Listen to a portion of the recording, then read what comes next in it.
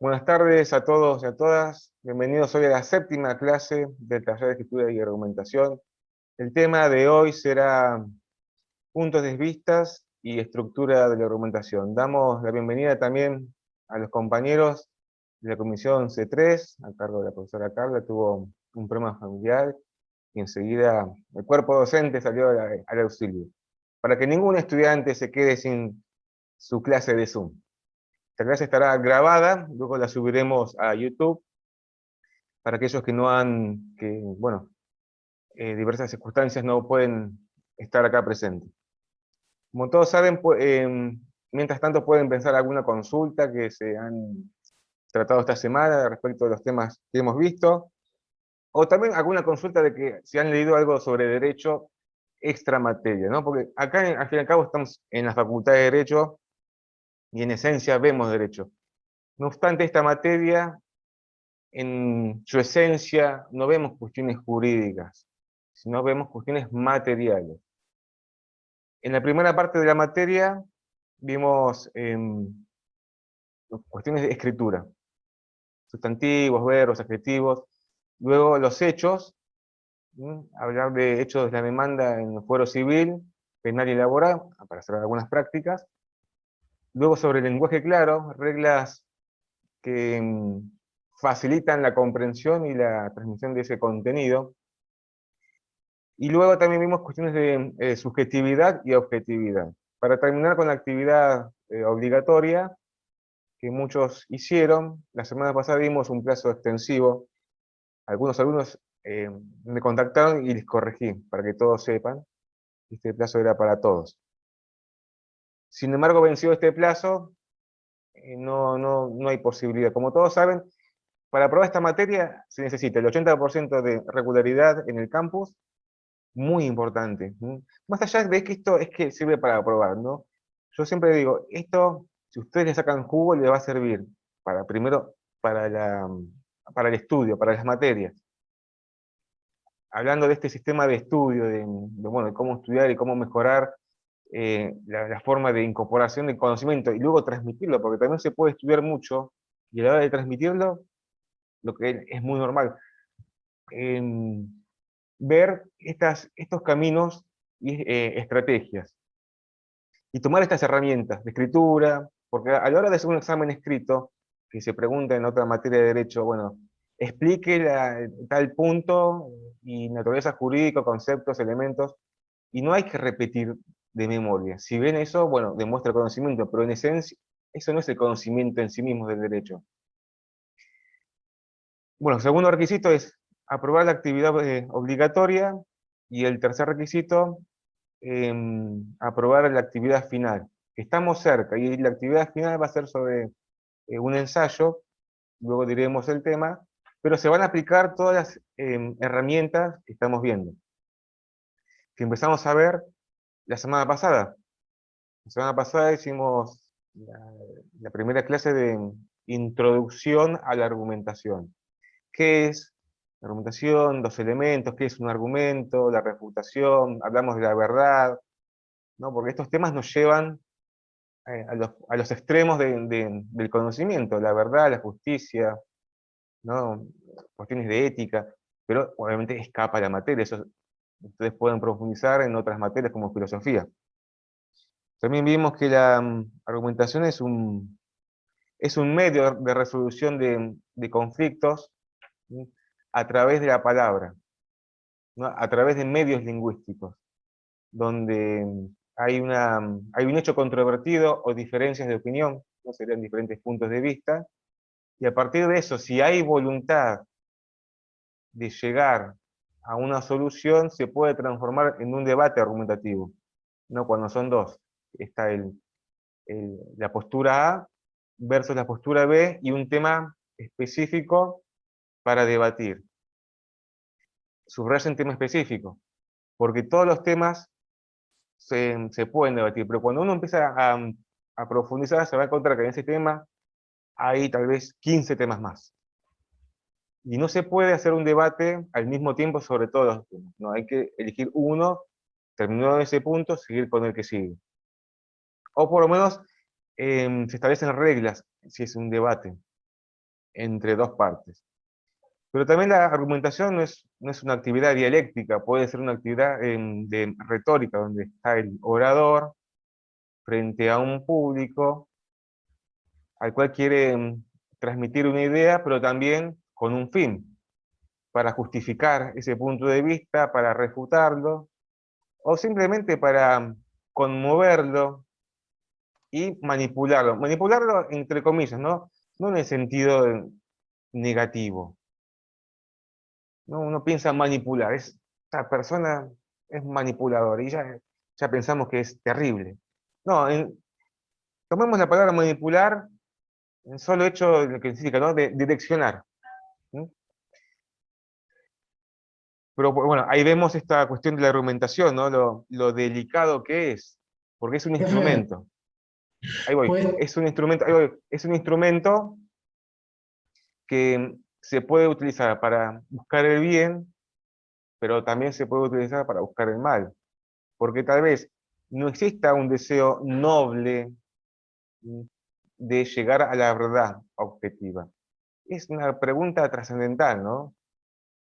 Si vamos a los extremos de todo esto, del derecho, ¿no? La justicia y la verdad. Siempre me acuerdo en una materia en derecho procesal, acá en La Plata, un profesor llegó y no dijo buenas tardes y planteó la pregunta, ¿qué es la verdad? No, nos miramos, ¿no? Y había que dar una respuesta. Obviamente esto sería un debate interminable. Como también hay posturas que niegan la verdad, la postura del relativismo, que según su tormento se llega a decir que todo es relativo, y etcétera, etcétera. Entonces, veíamos que la argumentación como actividad del ser humano, ¿no? Para resolver conflictos, puede estar basada en esencia en razonamientos, ¿sí? En argumentos, en premisas, que tiende a ser cuestiones objetivas. Eso por un lado, eso para llegar luego a un convencimiento, que el oponente o el tercero que está escuchando acepte o no esa verdad, pero a través de un convencimiento razonado. Esto es muy importante, las razones. Muy diferente si se trata de persuadir, donde ahí entran las emociones. Es muy diferente las razones con las emociones. Si bien a veces este no es un sistema totalmente separado, se puede mezclar en algunos puntos, pero sirve a los fines de estudiarlo. En nuestra actividad profesional de abogados, en un expediente, ¿no? Estamos hablando siempre de lo que pasa dentro del expediente, no fuera del expediente. Este trabajo argumentativo está basado en razones, ¿sí? Razones, en argumentos. Obviamente, de la mano, siempre juntito, con la prueba. Porque nosotros podemos escribir una hermosa demanda, unos hermosos hechos, etcétera, pero si luego cada premisa, ¿no? Cada idea no la justificamos, no tiene sustento real, primero que hacemos un papelón jurídicamente, ¿no? Estamos posteando cuestiones que no podemos probar. Y segundo, que dejamos abierta la puerta para que el otro abogado, que siempre hay que presumir que sabe mucho, nunca hay que confiarse, nos pueda atacar por ese espacio que dejamos. Y ahí vemos, bueno, o sea, volviendo a nuestro trabajo profesional de abogado, cómo unimos los hechos que estuvo en la primera parte de la materia y ahora viene argumentación. Los hechos están unidos a la argumentación, no como secuencia narrativa. O sea, en la primera parte, digo, es secuencia argumentativa. En la primera parte, secuencia narrativa, la descripción material de los hechos, lo que realmente pasó, o por lo menos una postura de lo que realmente pasó. Y luego viene el trabajo de argumentación y justificación de esos hechos con la prueba. Pero ¿qué puede pasar? A veces los hechos en la vida real no son enteramente favorables a nuestro peticionante. No decimos cliente porque es una cuestión muy económica y muy vulgar para el ámbito académico. ¿Mm? Nuestro peticionante. A veces la responsabilidad no recae 100% en el demandado. Puede ser que algún hecho, bueno, entonces hay que probar cada hecho a favor de nuestro peticionante y también intentar dar una defensa a aquellos hechos que colocan al peticionante en un lugar negativo. ¿Sí? Habrá que ver, ahora no podemos hablar en voz alta porque cada caso es diferente. Y por otra parte, en esa justificación hay que intentar adelantarse a lo que posiblemente ataque lingüísticamente el abogado de la contraparte. No significa solamente escribir a favor de nuestro peticionante, diciendo, la verdad que acá escribimos, o sea, estamos haciendo un trabajo mental muy fuerte, porque primero tenemos que abocarnos a lo que pasó realmente según la versión del actor, ¿no? Por un lado. Cuando terminamos todo eso, hay que estar pensando, ¿sí?, en lo que posiblemente ataque el demandado. Si bien no podemos hacer futurología, pero si sabemos que tenemos argumentos que no cierran, que no los podemos justificar o que generan cierta duda, se presume que nos van a ir a atacar por esos puntos. Entonces, también, párrafo aparte, separar una argumentación especialmente para todas esas cuestiones. Entonces justificamos los hechos por dos partes. Primero por su parte del actor y también por todo lo mal que hizo el demandado.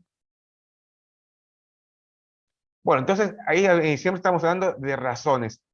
¿Se podría incluir emociones en el escrito? Sí, como que no, si luego las podemos justificar, porque al derecho solamente le importan hechos de relevancia jurídica. En la vida pasan millones de hechos y ninguno son iguales, ¿no? Hay similares, pero ninguno es igual. Dentro de todo ese mundo de hechos, bueno, al mundo jurídico, o sea, a la justicia le interesan solamente hechos que tengan efectos jurídicos, ¿no? Ejemplo, un daño. Esto se ve claramente, o sea, ustedes están aprendiendo y está bien, pero ¿qué pasa? Este tipo de cuestiones se aprenden luego con la experiencia. O sea, está el estudio y luego la experiencia. Por eso es muy difícil ahora, al día de hoy, hacer un escrito 100% perfecto. A lo que voy. Hubo algunos casos en la actividad obligatoria que en esta intención de escribir los hechos de reclamo vecinal, había cuestiones eh, que no generaban ningún efecto jurídico. Por ejemplo, comentar toda la secuencia que sucedió cuando el vecino, la víctima, quería ir a hablar, le tocó la puerta al vecino, este no le respondió, luego le envió un mensaje a tal hora. Había cuestiones ya personales, privadas, no exactamente lo que tiene que ver con el mundo jurídico. Sí tendría un efecto jurídico si después de tocar la puerta, eh, el victimario infería algún insulto. Eso sí, pero cuestiones previas o extrajurídicas que vemos que no tienen ningún efecto o que no hacen a la esencia del conflicto, genera confusión, porque estaríamos Pero no hay una, colocando al mismo... pero no hay una diferencia entre reclamo, denuncia y demanda. Sí, sí, ahí vamos a eso. Ahí vamos a eso. Entonces yo lo que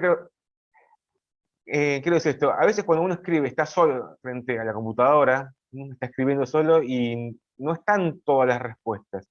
Y solamente queda aplicar sentido común. En caso de duda hay que aplicar sentido común. A veces pasa, bueno, dice, ¿esto va o no va? Y uno se queda pensando. Hay como dijimos, acá la compañera no había tomado nota, yo hay frases que digo siempre, lo que abunda en el derecho no daña. En caso de duda, si ustedes tienen un hecho que creen que va o que no va. O sea, bueno, en caso de duda, lo que abunda no dañe. Pero también hay que estar pensando qué efectos jurídicos puede llegar a tener ese hecho que ustedes denuncian. Porque está bien, hay que atacar, hay que reclamar punto por un punto, está bien, pero hay que pensar que cada oración que se pone, ¿no? Es un arma, ¿no? No hay vuelta atrás por el principio de la preclusión. Y tenemos que estar también prevenidos del contraataque, para luego defendernos con las mismas armas, porque estamos dentro del campo de la argumentación, donde, em, donde impera el respeto. Por eso hay cierta jurisprudencia, la Corte lo tiene establecido, que en el debate, este ida y vuelta, esta dialéctica entre abogados, es ilimitada, pero con el límite del respeto. Lo ha establecido en algunos fallos. Si encuentro, se los mando. Entonces, cuando uno escribe un hecho, tiene que estar pensando a ver qué efectos puede llegar a tener. Porque uno después no puede contradecirse, por el principio de no contradicción. La semana pasada vimos brevemente, muy breve, la esencia de las premisas. Estudió Aristóteles y había un principio de no contradicción. No puede proponer una cuestión y luego contradecirse. Atención a eso, ¿no? Siempre estar pensando qué efectos puede llegar a tener. También en un examen. Atención que colocan. Si les piden A, respondan A. No, no respondan J y F porque creen que tienen relación con A. No, primero A. Después, si en esa argumentación que ustedes hacen, o esa justificación escrita, si creen que tiene relación, bueno, bienvenido sea. Acá la pregunta que hace la compañera, sí, bueno, en sí mismo el contenido es similar, ¿no? El reclamo, denuncia, demanda, ¿no? En esencia es lo mismo, ¿no? Solicita alguna cuestión para que se modifique esa situación de hecho. Pero por costumbre, se utiliza la palabra demanda específicamente cuando se inicia un juicio formal. ¿Mm? Cuando se inicia un juicio formal en el fuero respectivo, civil, bueno, una demanda laboral. En derecho penal no hay una demanda. Es el mismo fiscal quien lleva la acción penal. Bueno, en el fuero administrativo también puede ser. Ahora, se refiere a reclamo en el fuero extrajudicial. Por ejemplo, un reclamo ante la compañía de seguro. Reclamo extrajudicial. Si bien tiene, o sea, en un accidente de tránsito, cuando el reclamo no es de demasiada importancia o hay un apuro en alguna de las partes en llegar a un acuerdo económico inminente, porque ese es un factor también, se reclama frente al asegurado y se hace un reclamo. Reclamo número tal, el número de expediente interno, etc. Ahora, el formato, eso es lo que ustedes se tienen que llevar brevemente de esta materia. El formato puede cambiar. El objeto, ¿no? Ahí, ¿sí? Más que nada, el objeto, competencia, los hechos, la prueba, el derecho y la petición. El formato básico de la demanda. En general se mantiene. Ahora, ¿ustedes lo pueden cambiar? Sí, ¿cómo que no? Pero hay un límite, porque si uno empieza a alterar el orden, empezando primero por la petición, luego por la prueba y por último los hechos, genera confusión en quien lo lee. Porque ustedes están intentando convencer. No estamos jugando. Atrás hay un peticionante apurado, ¿sí? Nuestro apellido, nuestra firma. Pero en esta materia no vemos el formato entero de la demanda. Esto lo van a ver o sea, ya lo vieron en procesal y después a lo largo de la profesión. Uno mismo después tiene su propia forma de escritura. Es normal, usual usar algún modelo para guiarse. No copien, por favor. Saquen esa no vayan a copiar una demanda entera. Se van a meter en un problema. Porque puede ser que haya servido para otra cuestión, no para su caso. Mucha atención. No vayan a copiar una demanda entera. hubo algunos casos que han copiado el formato de una demanda para la simple actividad obligatoria, que solamente eran los hechos. O sea, dentro de ese reclamo, el reclamo es cuando es algo extrajudicial, en este caso, bueno, una compañía de seguros o un reclamo adicional frente a- al municipio. Si el municipio tiene una dependencia para este tipo de cuestiones, era reclamo. O también reclamo o denuncia de defensa del consumidor, puede ser. Este, O reclamo al consorcio de un edificio, en ese caso. Yo lo pensé desde ese también. punto.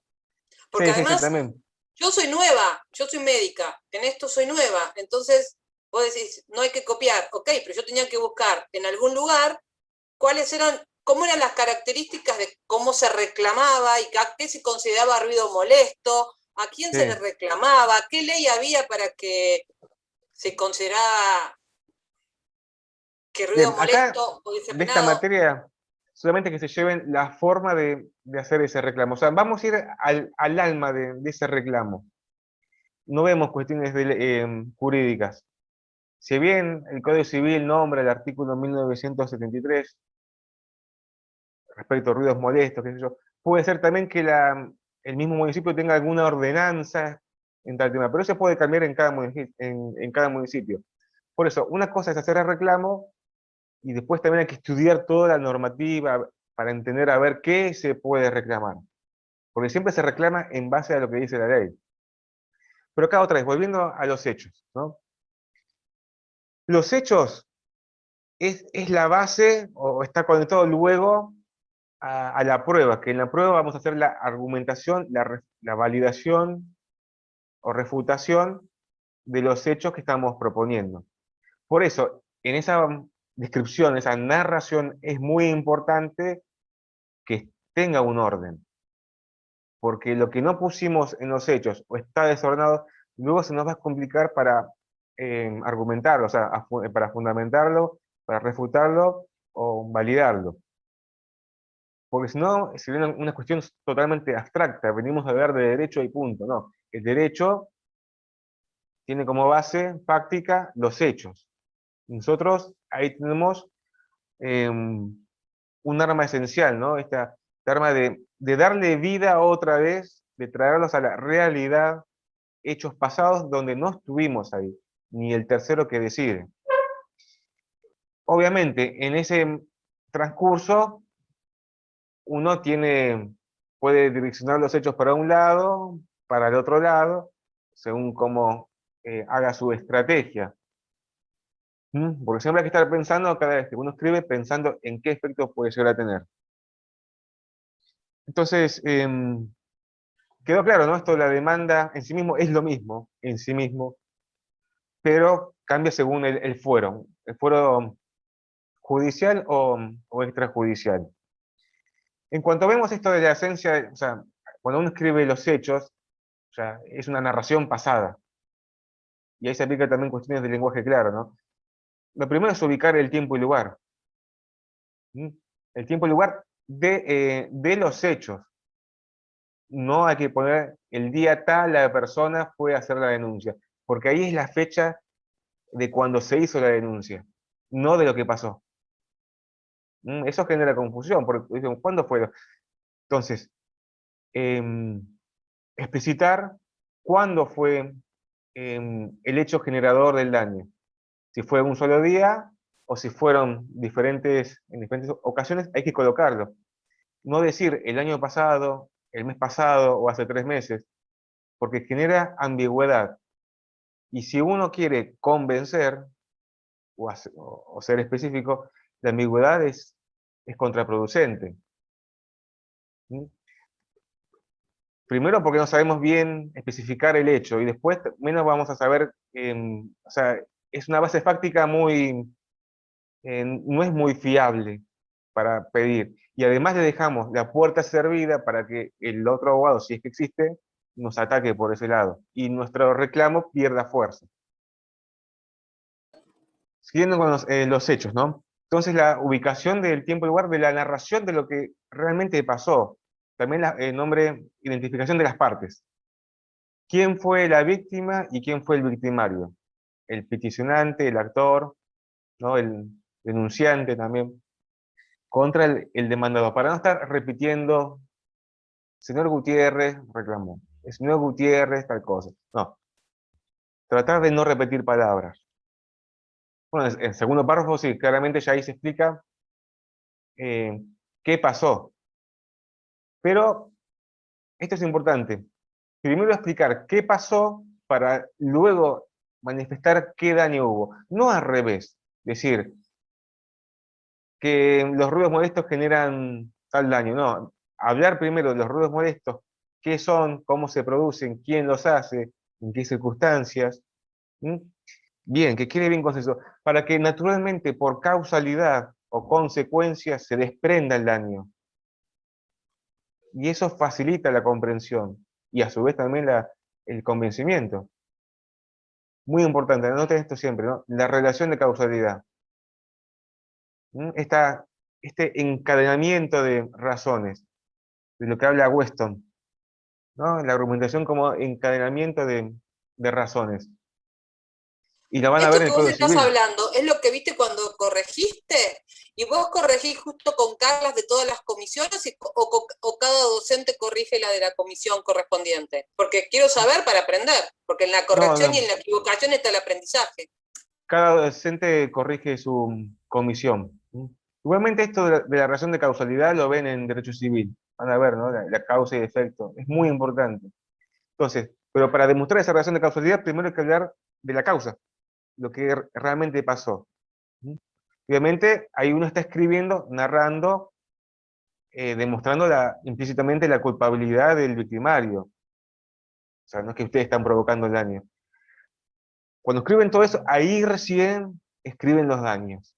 Y también, bueno, los ruidos molestos no generan daños extremadamente altos. Serán daños naturales en base a la causa. Muy diferente cuando vimos el relato del accidente de tránsito. ¿No? Un choque entre dos autos a determinada velocidad determina un daño acorde. Por eso ahí se aplica sentido común, ¿no? La lógica. Primero la causa, luego los daños. Y ya ahí vamos cerrando. Obviamente, no amontonar las ideas, separar con párrafos, con oraciones. Tampoco abusar de las comas. Coma, coma, coma. O el que. Anoten, si ustedes ven algún conector, anótenlo. En las sentencias está repleto de conectores. Van a ver, no lean sentencias, cómo van ordenando esa justificación o esa refutación eh, del tema que están tratando, ¿no? Después de explicación de los daños, que pueden ser daños físicos o materiales, habría que ampliar ahí, pueden nombrar a los testigos. Pero que quede claro, ¿no? El testigo tal y etcétera, vio tal cosa, o si ustedes ponen los vecinos, por ejemplo, uno entiende pero ¿quiénes son? Dos, tres, toda la cuadra, especificar. Realmente a veces ni siquiera hay testigos. Si uno acepta, y luego también nombrar si vino la policía, etcétera, a tal hora. No nombrar si el nombre del comisario y esas cosas, eso no tiene mucha importancia. Y ahora sí, cerramos todo eso y viene por último, o por estas razones, o en base a lo relatado, solicito. Un coma. Y si estamos en un reclamo, no podemos pedir más allá de lo que la ley nos propone. El cese de tal circunstancia. Y si, bueno, uno podría tener un poco de coraje, solicitar la reparación en el caso, no sé, rompieron una ventana. Bueno, habrá que adjuntar el presupuesto de la ventana, mano de obra, pero hasta ahí, porque en un reclamo vecinal no se podría reclamar mucho más. Ejemplo, daños y perjuicios, más intereses, etcétera. Porque es una potestad que solamente le corresponde fijar a los jueces, y el órgano municipal no tiene esa potestad. Pero te Estaría incurriendo pregunto, ¿solicitar también entra dentro de hechos o es algo que va a surgir después? después. Primero los hechos, la causa, el material, es la masa, ¿no? Después los daños. Porque el derecho lo que le importa es esto, los daños. puede pasar de todo entre vecinos, pero si no hay daño, o si el daño se extingue, porque si un día, a ver, justo cumplía años el señor Felipe, el abuelito Felipe, y lo festejaron con toda la familia que vino de todas partes del mundo.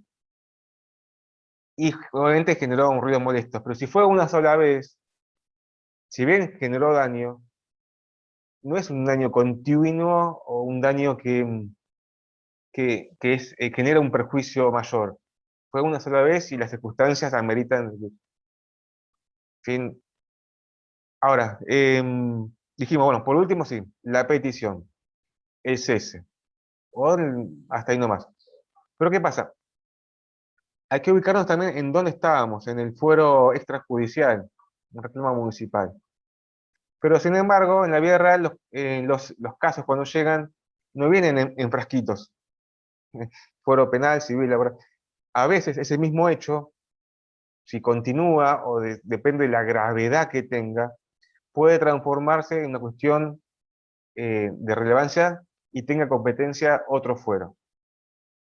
Si hay amenazas, por ejemplo, podría ser un delito penal. O si hay una usurpación, por ejemplo, construyeron, encima que había problemas entre vecinos, el vecino no tuvo mejor idea que la noche correr los postes y seguir construyendo 20 centímetros más por 6 metros. Y ahí ya estamos en una cuestión de derecho civil, ¿no? De límites, título de propiedad, etcétera, daños y perjuicios, Profesor, etcétera. Entonces, pregunta, sí, disculpe. Entonces, para cerrar, reclamo de, yo ya lo hice, usted me lo corrigió, pero en el solicito, uno lo hace a este reclamo ante una oficina municipal, solicita a la oficina interviniente que interceda para que ese vecino que está ocasionando las molestias cese en el accionar. Y si no te sea, está buscas un bien. abogado que te represente. Claro, pero Bien, ahí sería al revés. Primero se pide el cese, porque si uno puede pedir que el organismo tome medidas, pero el organismo va a decir, bueno, ¿cuáles quiere?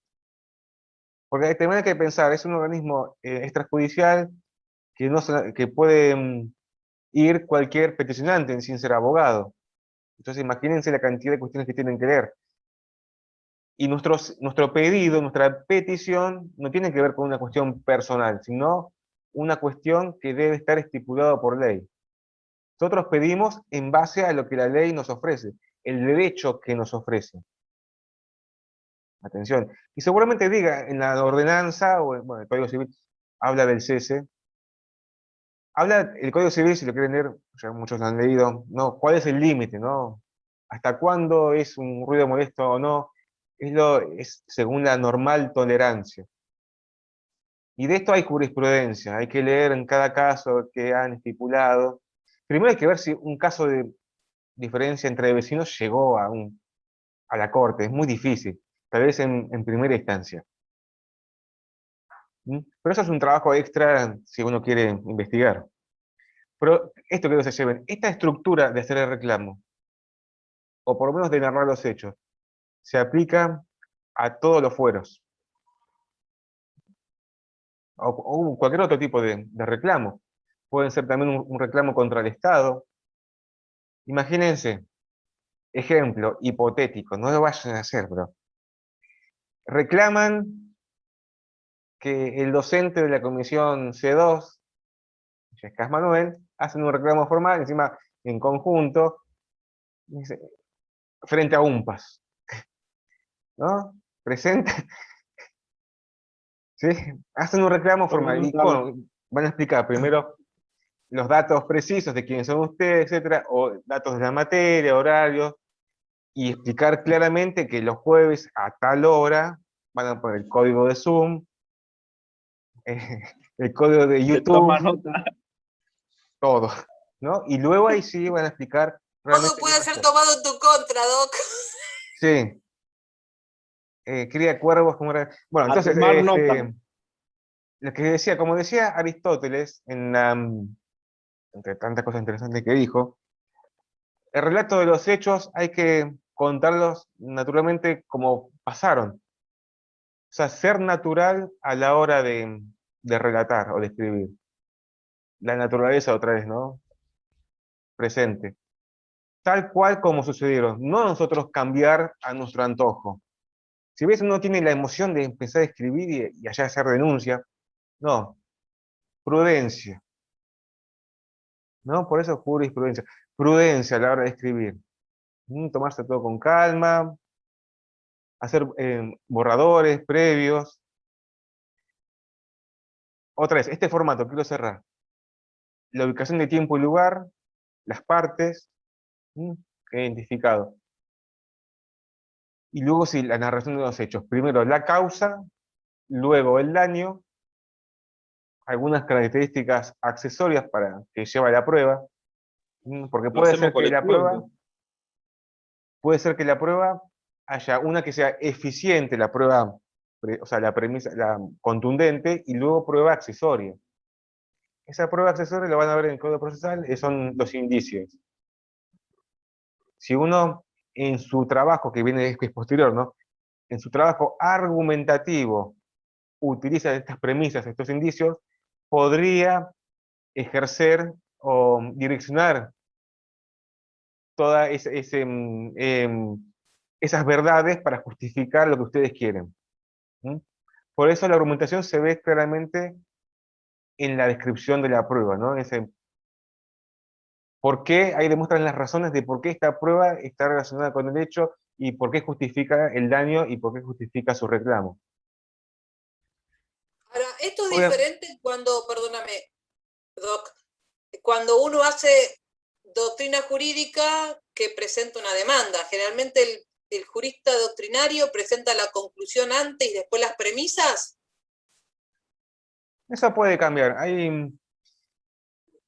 Para el que justo llegó, se conectó ahora en Zoom y está un poco colgado. Lo que ella propone es esto, ¿no? Si primero va la causa y luego la petición, o la petición va primero y luego la causa. Es indistinto. Los dos sistemas son valederos. Ejemplo, en las sentencias de la Corte Suprema... ¿Cuál, la última? Por ejemplo, en la Corte, vieron que está integrada por diferentes jueces. Y por lo general ellos en cada voto, primero exponen su voto y luego los argumentos. Es un sistema. Pero por lo general, en el trabajo profesional, a la hora de presentar una demanda o una contestación o un escrito sobre un tema, primero se escriben las causas, o sea, las premisas, y luego la conclusión, lo que se pide. Pero eso es a elección de ustedes. Tienen que ver cuál sistema les funciona mejor.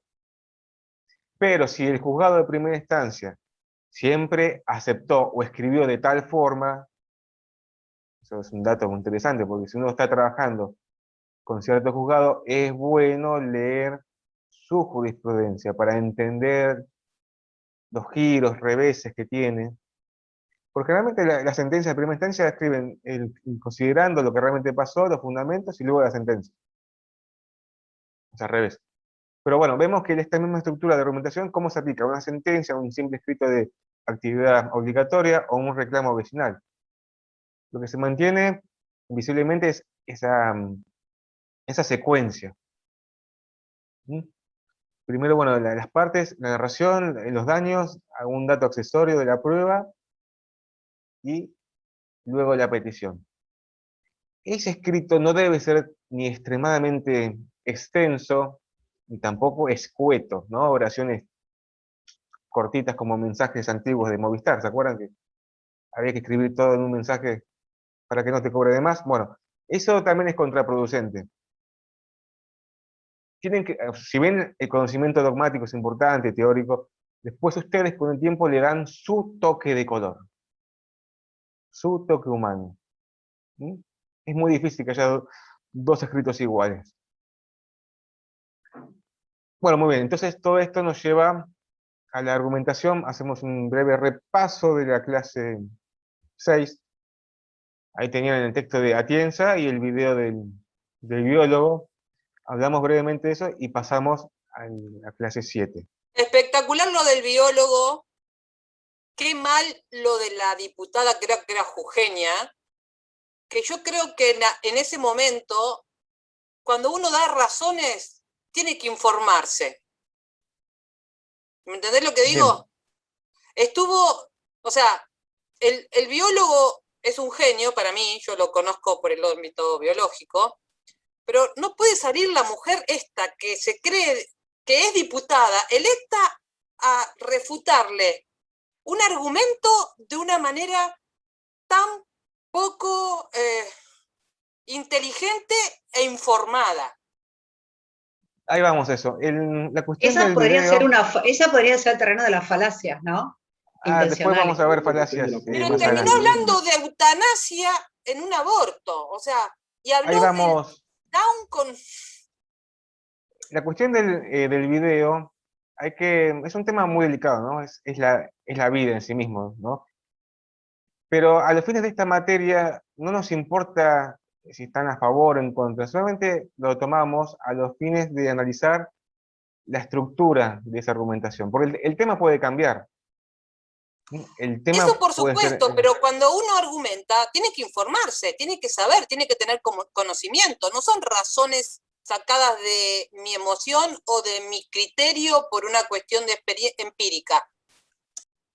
Sí, ahí vamos a hacer un análisis del video, ¿no? Más allá de las posturas, eso no nos importa. Todos lo vieron, ¿no? Bien, entonces, al ser un tema, ya empezamos que es un tema controvertido. La argumentación se desarrolla en temas controvertidos. Si es pacífico, no había necesidad de argumentación, salvo que haya alguna duda y eso dé lugar a que haya diferentes puntos de vista. Estos puntos de vista es de diferente opinión sobre el tema, pero puede haber duda o se acepta parcialmente y eso genera, bueno, puede ser que se desarrolle en un debate argumentativo. Un debate argumentativo, como proceso, no está incluido dentro de reglas y parámetros. Puede ser escrito, pero generalmente es oral, ¿no? Es una dialéctica. En este caso del video, primero era una exposición oral de retórica, pero luego se transformó en una dialéctica muy cortita. Para analizarlo, en la primera parte, el biólogo justifica quién es, ¿no? Empieza a hacer una descripción de su currículum. Bueno, interesante. Y ahora sí, lo importante es entender estos razonamientos. Lo que yo pregunto, ¿no? ¿Qué punto de vista defendía o defendió el biólogo? El concepto de vida, el concepto de concepción, de cómo se considera si el embrión es o no, claro. Que depende absolutamente de la mujer, que es la que lo va a concebir, porque si no está implantado no se considera concepción, cómo la mujer tiene derecho a ser asesorada, como dijo Genetic Counseling, en el caso de una enfermedad genética, podría decidir interrumpirlo, pero que se le dé a la mujer la posibilidad de decidir, porque depende de ella, porque la concepción es el implante, y el implante es en la mujer. Bien, ahí vamos. Ahí la compañera nombró 5 puntos también, de vista. Perdón, profe, las características de persona, que no solo se las da... 6. Eso también. ¿Qué otra más? ¿Había alguna más? Hablaron también sobre el genoma único, cuando no es único, y lo que le sucede a la mujer, médicamente hablando, cuando está embarazada. Bueno, serían 7 temas, podría ser. Bueno, entonces, ahí vemos ya una dificultad el hecho de determinar el punto de vista. ¿Sobre qué tema específico? O sea, cómo del mismo tema se amplió, ¿no? Y algo que me pasó interesantísimo es cuando habla él, que más allá de las religiones, las creencias y el dogma, la ley es para todos, no es para una religión o una creencia especial. Bien, entonces ya casi serían 8 temas, 8 puntos de vista diferentes. En un ¿Estás de debate acuerdo, argumentativo, Doc, o no? no, acá estamos en este primer paso de esclarecer o determinar los puntos de vista a debatir, porque todos los temas, cada punto de vista es un tema controvertido. Y son, si bien son semejantes, pero en esencia son muy diferentes. Una cosa es hablar de la vida, otra cosa del derecho, otra cosa de genoma, ¿no? Y cada punto llevaría a otra investigación o a otro debate diferenciado. Entonces ahí vemos esto, ¿no? En un debate argumentativo, lo primero es identificar el punto de vista para comenzar el proceso argumentativo. O sea, si bien hay desacuerdo entre ambas posturas, tiene que haber acuerdo entre ambas partes que están en desacuerdo, y elegir en ese punto, en ese acuerdo, cuál empezar. ¿Sí? En principio parece ser que el biólogo en su exposición hacía un trabajo de retórica, ¿no? De intentar exponer sus ideas y justificarlas. Bueno, es valedero, ¿no?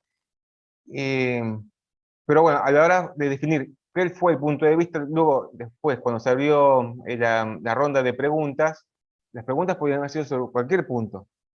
Y por eso ahí la confusión. Y obviamente, en todo debate argumentativo lleva un proceso de investigación. O sea, la argumentación es el esquema, son las formas, estrategias, etcétera, para justificar o refutar. Pero luego el contenido lleva tiempo de investigación. Es más, ahí se estaba hablando si el médico había recomendado o había hablado del derecho, ¿no? Ahí estaba el punto, o sea, en discusión ese punto de vista, si recomendaba o hablaba de un derecho. Y eso podría ser otro tema de debate, pero solamente de ese punto. Entonces, imagínense si uno quiere hacer un debate más profundo, más ordenado, porque eso es lo que también se busca, que tenga un proceso de razonamiento, llevaría más tiempo y más espacio. Pero ese video sirve nada más para entender los argumentos, saber diferenciar los argumentos de las emociones, ¿no? Hablarnos no con sentimentalismos, sino con intentar dar datos precisos. Obviamente, cada dato preciso que daba el biólogo está sujeto a prueba, ¿sí? Porque cada verdad, o sea, esas son las premisas, ¿no?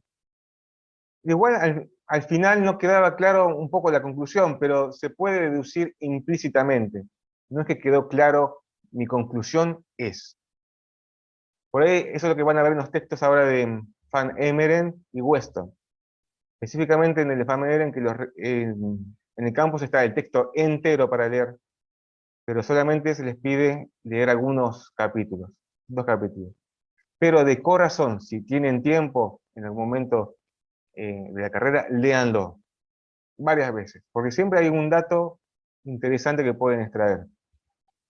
Y él habla de esto, que a veces el punto de vista no está muy claro, que es lo más natural. Pero vos no creés Establecer, que en el momento él dijo, si la que lo concibe es la mujer, porque se necesita el útero, ella es la que tiene que tener la posibilidad de decidirlo. Él lo dice en un momento. yo ahora, o sea, no Al podría hacer final lo dice. no podría hacer un debate con el médico porque carezco de esos conocimientos técnicos, pero a lo que vamos es este análisis que se puede hacer de esto, de las premisas implícitas. Y como fueron tantas premisas, a la hora después de la conclusión, tendría que haber sido una conclusión por cada punto. Obviamente, cada premisa, Le dieron un tiempo determinado, además. por eso. Porque también el debate estaba abierto a todo el público que pudiera presentar información. Lo que decía, no, que cada premisa luego va a estar sujeta a validación o refutación según la prueba que se obtenga, ¿no? En esto de la búsqueda de la verdad, ¿no? Un proceso de búsqueda razonada, escalonada, secuenciada hacia una verdad. Cuando se habla de un fin, que puede ser de solucionar un conflicto, o también hay que ver si el fin no es noble, de direccionar la discusión. ¿Qué más vieron? ¿Qué otra cosa más? Ahora lo que estoy pensando en esto decía el texto de Van Emeren, él cuando lo lean van a ver que existen las premisas explícitas o implícitas. En las premisas implícitas van a ver que hay cierto tipo de conectores. Cuando lean esos conectores, tomen nota, guárdenlos, escríbenlos por ahí, porque les sirve a ustedes a la hora de escribir. Por lo tanto, sí mismo, en razón de, son muchísimos. Son muchísimos. Por esa razón, por ejemplo, porque, dado que, en un sentido, en otro sentido, esta es la evidencia en conjunto con el fundamento. Bueno, son conectores que ayudan a determinar eh, el punto de vista y luego también la premisa. Porque el debate, o sea, hacer un debate es muy delicado, se puede caer en cualquier momento, pero es muy difícil.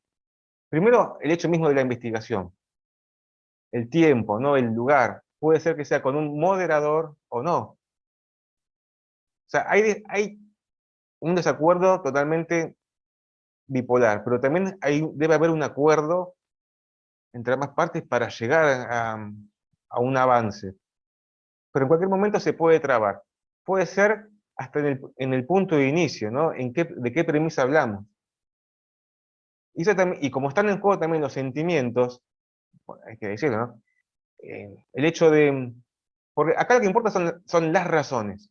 Si realmente importan las razones, no tendría sentido o carece de validez el hecho de ganar o perder. ¿No? Pues si ambos están en la búsqueda de esa verdad o ese progreso, el hecho ¿Y de cuál era ganar la no verdad significa en este caso? la gran pregunta, ¿no? Es un tema de investigación, ¿no? Por eso es muy delicado, enseguida se puede caer.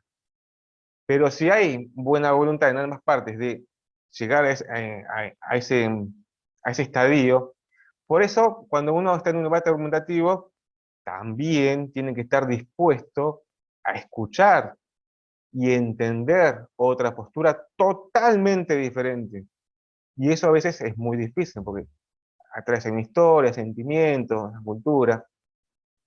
Porque lo que está en juego acá es en los razonamientos. Y puede pasar que en ese ida y vuelta, o sea, dialéctica, se ataque y contraataque con razonamiento. Eso sería lo óptimo. Pero también ese razonamiento se puede transformar en una falacia.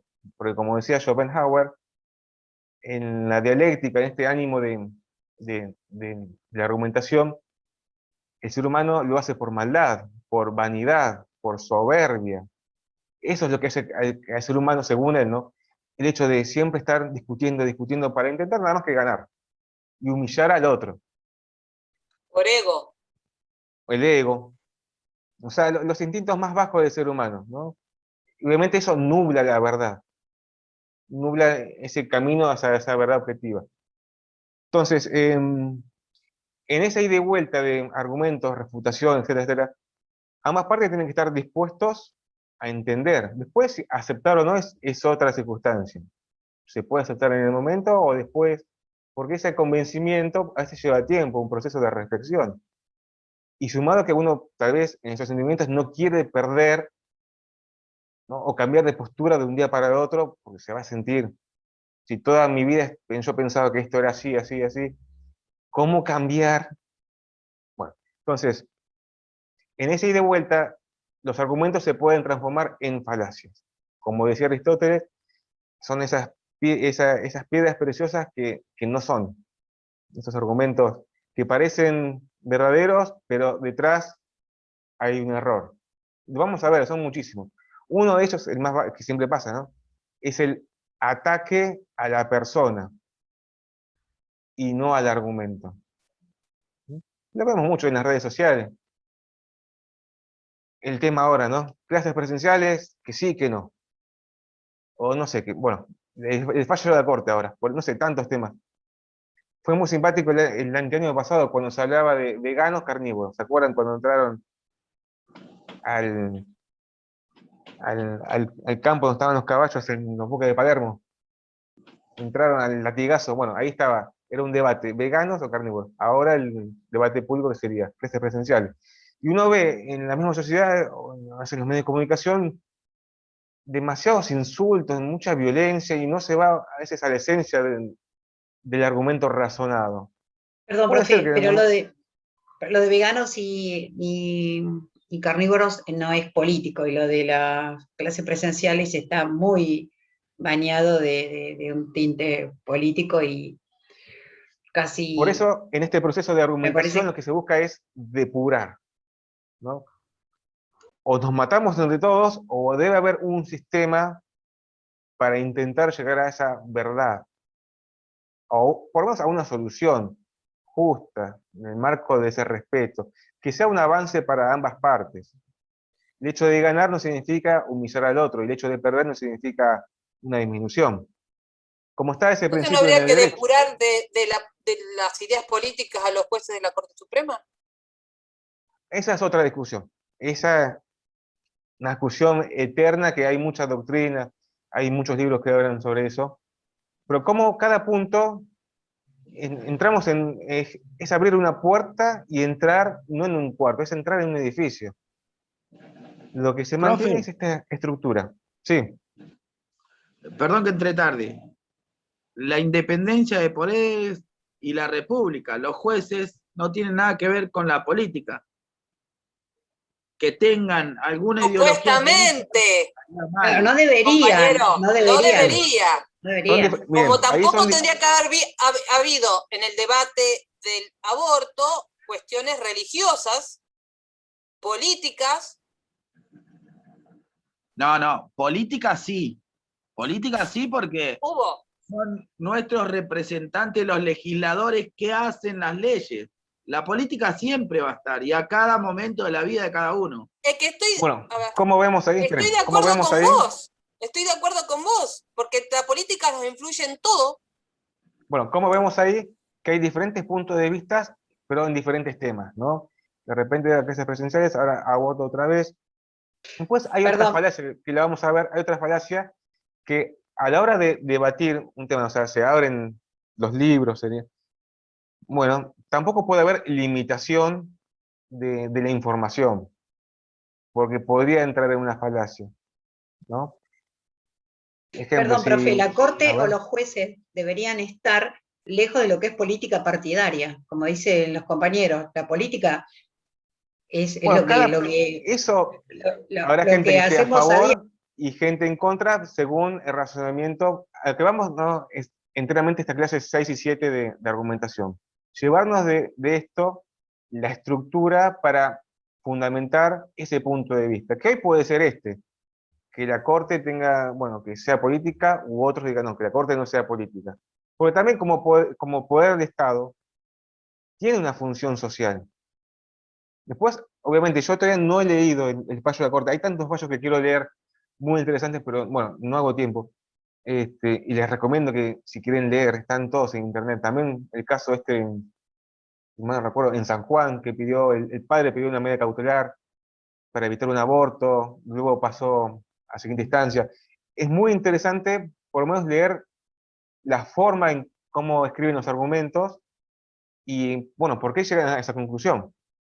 O sea, del mismo tema, uno tomó una postura y el otro tomó otra postura. Eso es lo que tienen que llevarse como estudiantes de Derecho y como abogados. ¿Mm? Si pueden tener tendencia a un tema, es razonable, o sea, es imperativo, ¿no? No cerrar el conocimiento a una sola campana. También saber cómo la otra postura llega a esos razonamientos. Por ahí podemos estar todo el tiempo pensando, bueno, a ver cómo podemos aceptarlos, refutarlos. Es un trabajo constante. Y obviamente esto lleva mucha investigación. Si vamos a hablar de la Corte, habría que hablar días y horas, o sea, muchas horas de lectura. Y esto, bueno, hay fallos, hay doctrina que habla, bueno, hasta cuándo la Corte ejerce una función eminentemente jurídica y hasta cuándo puede direccionar eh, el rumbo político de una sociedad, ¿no? ¿Quién tiene más poder? ¿Si el Poder Ejecutivo o la Corte? Pero bueno, el sistema republicano establece que los tres tienen el mismo poder, que se van, eh, o sea, no se van superponiendo, sino que Los se van acomodando contrapesos. contrapesos. Bueno, esto es la sociedad, siempre hay conflicto, hay avances y retrocesos, avances y retrocesos. Bueno, entonces esto el análisis del video, lo podemos ver evidentemente esto, ¿no? Ir nada más que a los razonamientos, no ir a los sentimentalismos, a las cuestiones, porque ahí es muy difícil de probar. Entramos en un terreno muy viscoso, borroso, gris. Si en un debate el oponente intenta llevarnos a los sentimientos, ahí está cometiendo una falacia, porque se está alejando del argumento, sino que está intentando cambiar el rumbo.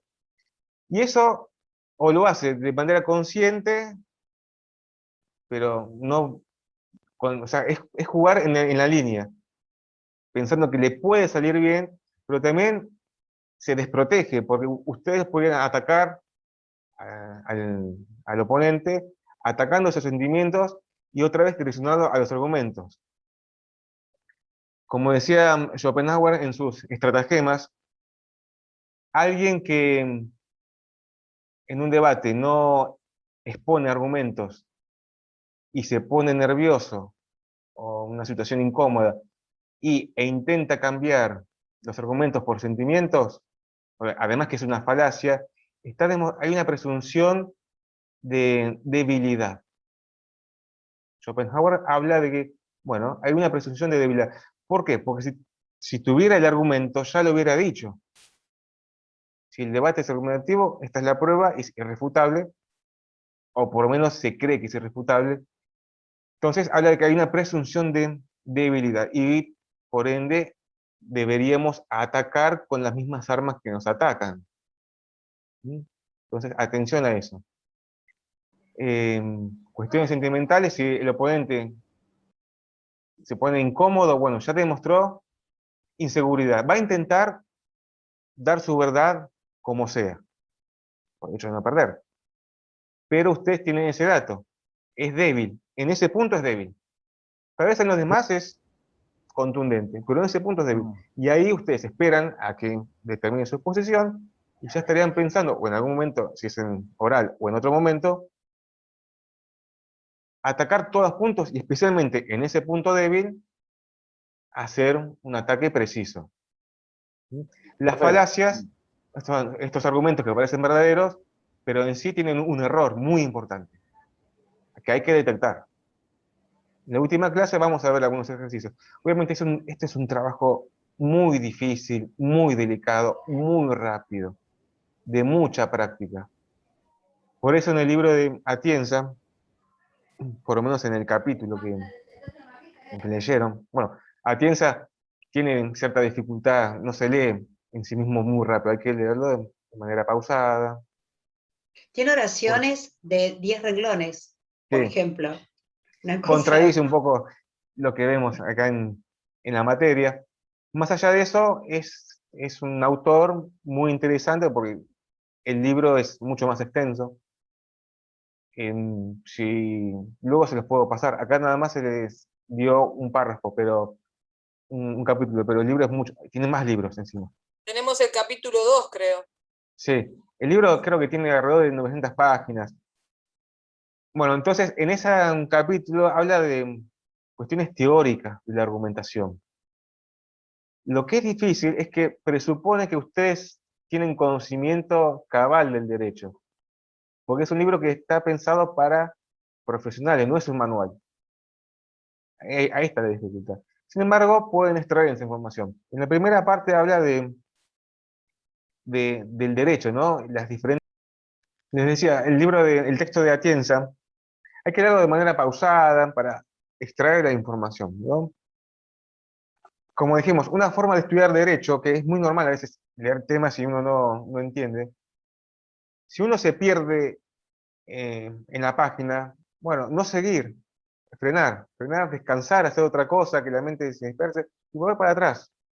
Es mejor tal vez haber entendido 2 páginas en el día que haber leído las 84 de la sentencia y no haber entendido nada.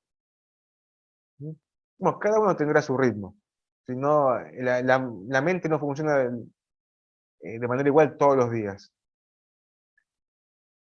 si ustedes están muy perdidos en un libro o en un capítulo, por lo menos vean el orden de cómo están subdivididos los párrafos. Si hay un subtítulo. No digo de memorizar subtítulo 1, 2, 3, 4, 5, pero por lo menos hacerse un esquema mental.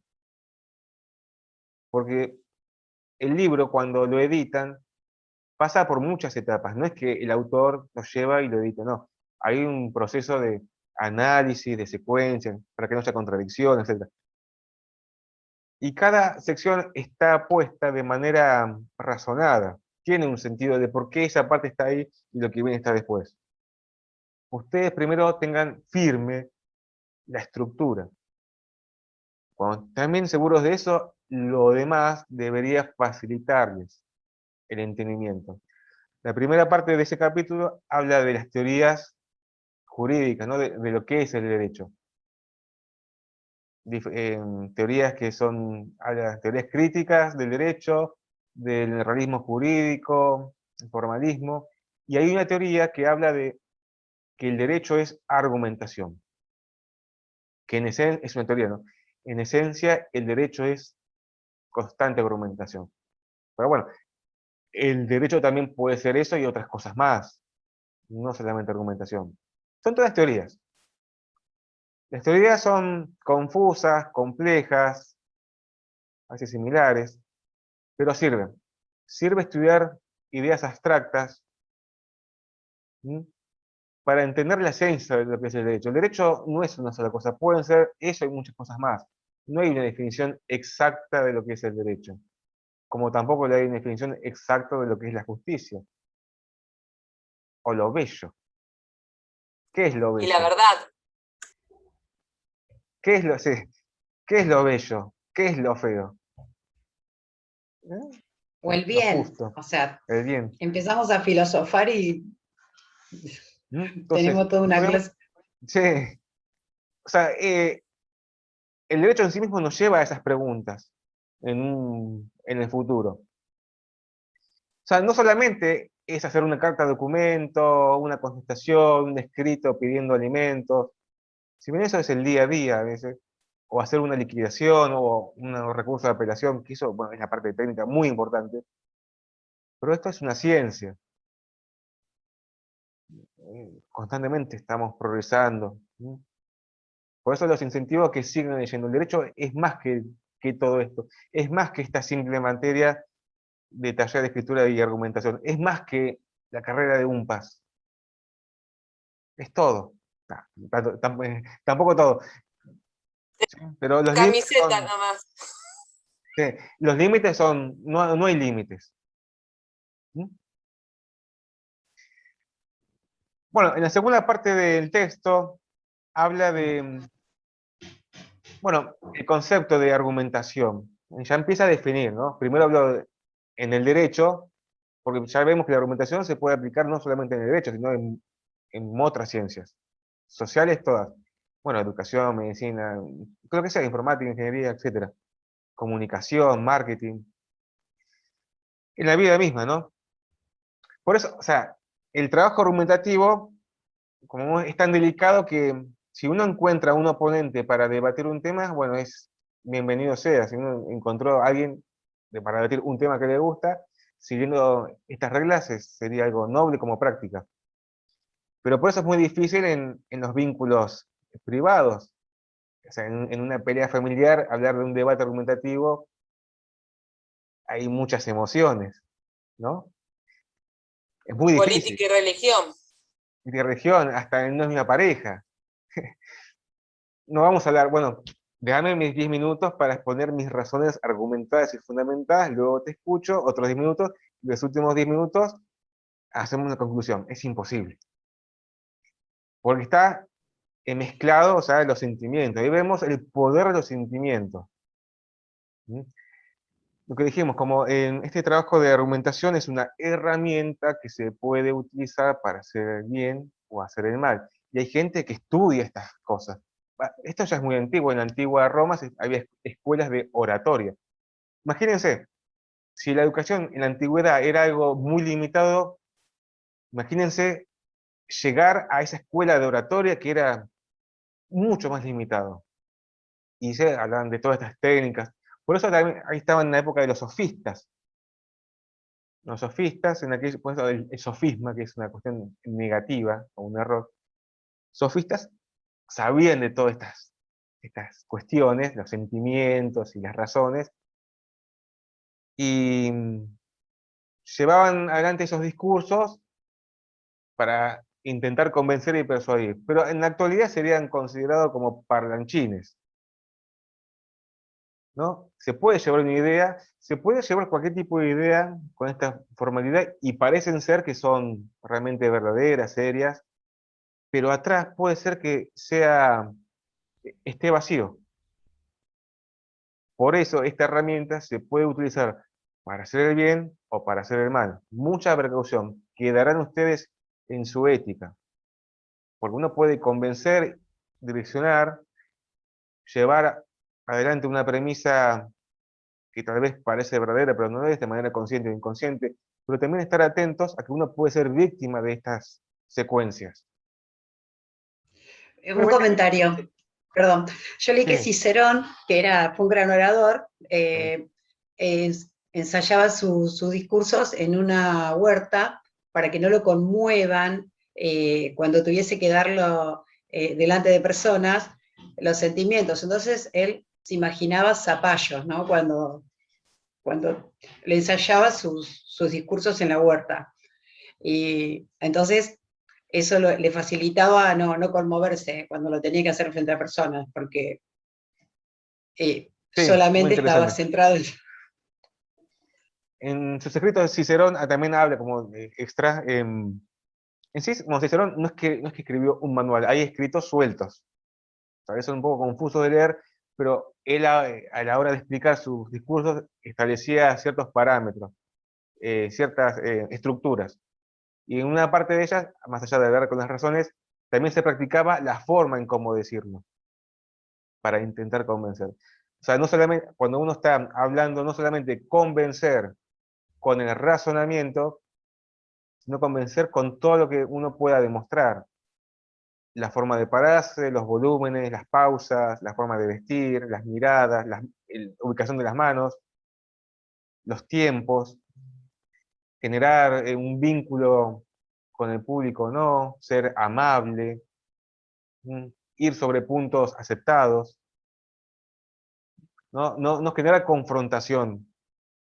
Bueno, eso Cicerón lo ha estudiado. Y otro también gran orador eh, era Demóstenes, que él era tartamudo, y era ¿no? su gran falencia, y él practicaba, según, ¿no?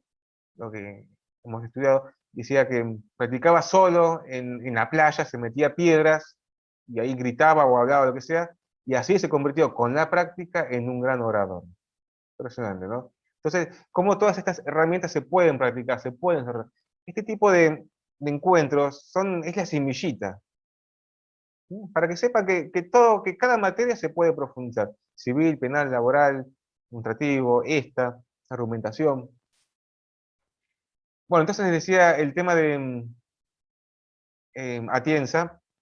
Luego habla bueno, da un concepto de argumentación, hay muchísimos, también van a ver en Weston y Emeren. Luego habla de las concepciones de la argumentación, que hay una concepción formal, material y pragmática. La formal en sí mismo es el silogismo, ¿no?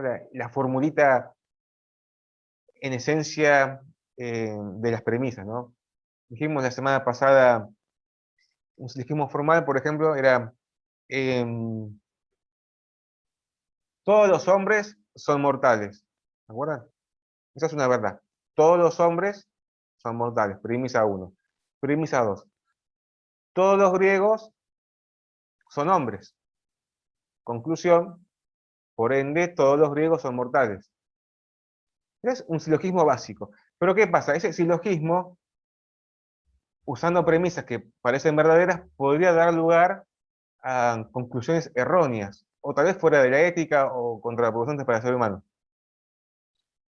Por ejemplo, se habla, podemos decir, miren, pensemos esto un segundo. Hombres y mujeres no somos iguales, desiguales, y lógicamente, ¿no? Como verdad somos diferentes. Segunda premisa, que la ley se debería aplicar a los iguales. Como conclusión, ¿no? Si no está la lógica formal, la ley se debería aplicar diferente al hombre y a la mujer, porque son desiguales. Si decimos eso, estamos en un problema. A mí me expulsan, ¿sí? No, pero para ver cómo el uso de las premisas en una lógica formal podría dar lugar a conclusiones totalmente erróneas. Atención a eso. Porque esas premisas, ustedes cuando estén haciendo un escrito o tengan que contestar o defender, ustedes pueden analizar, a ver, si las premisas que están haciendo ustedes o contestan llevan a una conclusión lógica, razonable, de sentido común. Bueno, eso es en esencia la visión formal. Después está la visión, la teoría material, que habla de en relación a las circunstancias, los hechos, etc. La concepción material es la que solo importa la verdad. Claro, En sí, sí. lo anterior solo importan, digamos, como el mecanismo, las premisas. Sí, la fórmula, a grandes rasgos, ¿no? Y luego la concepción pragmática, que tiene que ver con la práctica, ¿no? De llevar a cabo este proceso de argumentación, que se divide en dos, en la retórica, ¿no? Cuando está el orador frente al público y utiliza La todas sus... dialéctica. Y la otra es la dialéctica, que es cuando es un diálogo entre enunciador y oponente. Enunciador y oponente. Es un ida y vuelta. Por lo general en la retórica, si bien se pueden utilizar razonamientos, no se dejan de lado cuestiones de emociones, ¿no? De la persuasión. Porque, hay que decir la verdad, si estamos frente a un orador que establece argumentos, pero no nos llama la atención, tal vez de 100, uno lo escucho, dos, tres, pero la gran mayoría. Entonces, ahí sería importante el uso de las herramientas lingüísticas, emocionales, etcétera, para generar ese vínculo. Esa manipulación, ¿no? Como dijimos al principio, usar el término manipulación no en un sentido negativo. A ustedes les va a pasar en algún momento. Cuando tengan que estar frente al aula, ya directamente en el examen final. Ustedes tienen que explicar, convencer al docente con argumentos, pero esos argumentos los tienen que explicar de tal manera que sean convincentes.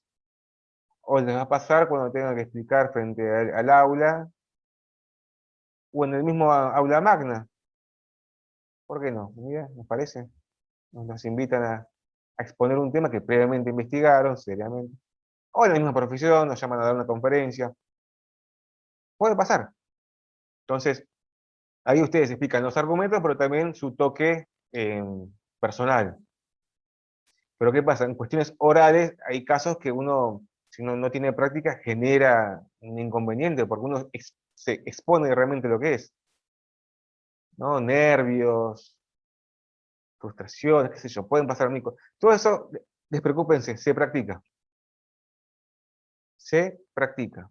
Como hacían los grandes oradores, agarran los zapallos, las papas, lo que sean, y las ponen y a practicar. A grabarse. Todo se practica, como el mismo estudio se practica. Perder el terror escénico. Escénico. Porque, claro, es que el orador ya es visualizado desde que entra. El que está sentado tiene todo el tiempo del mundo de ver hasta el zapato, si está atado o no, si hace juego con la media, con la corbata, y si tiene algún reloj o anillo o la corbata, qué sé yo, cualquier cosa. Tiene todo el tiempo para ver si dónde pone las manos, arriba, abajo, si grita. Profe, disculpe, yo tenía un profesor que decía que las mujeres no podíamos ser buenas oradoras porque distraíamos al auditorio con la vestimenta de color o con las pulseras, y que el buen orador tenía que ser muy formal y tratar de no tener cosas que puedan distraer al auditorio, y obviamente las manos, que el Claro. movimiento de las manos. Yo Lo creo- volvían loco las tetas. No, no podemos decir eso. No, estamos grabando, acuérdense. Qué interesante, ¿no? El hecho de, el docente estaba eh, diciendo una verdad, según su verdad, ¿no? Que la mujer no puede. Ahora, estaría bueno explicar los fundamentos, porque esto es interesante. Quien propone una verdad se mete en un problema, porque tiene que justificar de manera eficiente, bueno, justa de por qué eso es así. ¿Sí? Entonces, si ustedes antes de dar una verdad, si hay que prevenir, no meter la pata, vamos a decirlo en criollo, ¿no? Esto de adelantarse a la crítica o adelantarse al contraataque, bueno, tener fundamento de por qué decimos esto es así, así, así. Como decía este filósofo argentino Darío, no me acuerdo el apellido que es larguísimo, si alguien me lo recuerda. Está Rachberg, Sí, ese que está es. Rachberg. Sí, ese. Él Sí. es ateo. Él es ateo y en sus videos, soy ateo. Pero él hablaba, decía, es meterse en un problema, ejemplo, si hablamos de Dios, decir Dios no existe. Porque esa persona tendría que explicar todos, pero todos, no un motivo, todos de por qué Dios no existe. Y no solamente porque no se ve, sino todos. Entonces, en esencia, en este trabajo argumentativo, que tener mucha precaución. Si uno está enfrente de un oponente que quiere debatir, o también debe prepararse a la crítica. Como en este caso, volviendo al docente. Claro, se metió en un problema, ¿no? Ahí ronda la verdad contra una cuestión de ofensa. Todos podemos ser, ahora, mujeres, todos, o sea, no hay. Lleva práctica. O sea, algunos tendrán más facilidad, otros, bueno, se practicará. Pero si todos estamos acá estudiando derecho, es porque algo les gusta de todo esto. En esencia, ahí siempre hay conflicto, todo el tiempo. Nunca hay paz. Y siempre hay que estar validando, validando, refutando. ¿Qué pasa? También puede ser, ¿qué pasa cuando el caso uno no puede defenderlo? Bueno, no estamos obligados a defenderlo, porque no podemos defender algo que nosotros creemos convincente. Porque si uno quiere convencer, tiene que estar primero convencido uno mismo. Uno como Estas abogado no tiene son el derecho. ciencias exactas y tratamos con seres humanos. Claro. Como abogado uno tiene la opción, abogado liberal, ¿no? La opción de elegir o no el caso. Muy diferente si uno trabaja para el Estado. No, estás obligado a defender. Entonces, bueno, les decía, siguiendo el texto de Atienza, al último hace unas secuencias de argumentación, lo divide en cuadritos para ver un esquema, ¿no? Siempre acá lo que vale es esto, el esquema. También como los hechos. Llevarse de acá la estructura.